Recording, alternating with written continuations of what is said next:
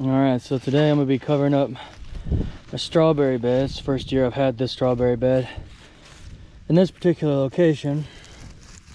And these are all new strawberries. This is the first year. They've produced very little, but gonna be covering it up. And I know a lot of people will go through and they'll clip all these leaves, but I don't really worry about it too much. I'll go through here and I'll clean the dead ones off, but I'm just going to go ahead and cover the whole thing with mulch. So I'm gonna be using this straw. I'm gonna pack it on there really loose so that it has plenty of air, and through snow and stuff it'll get packed down more and more, but basically keep it good. I've had pretty good luck overwintering strawberries like this.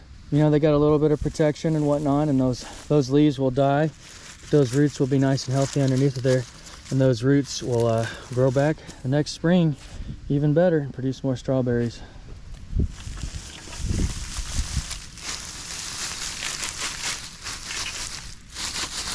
That's why when I do these raised beds and stuff, I always leave, you can see there's quite a bit of room at the top, at least 3 or 4 inches at the top, and that's what I leave it for, is to put this mulch on top so that has room and it's not kind of spilling over.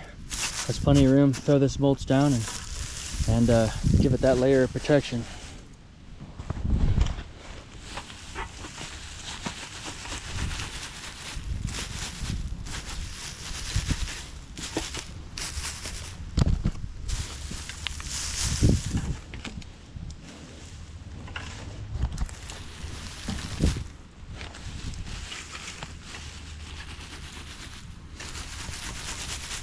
All right, so those will be good to go now until next spring.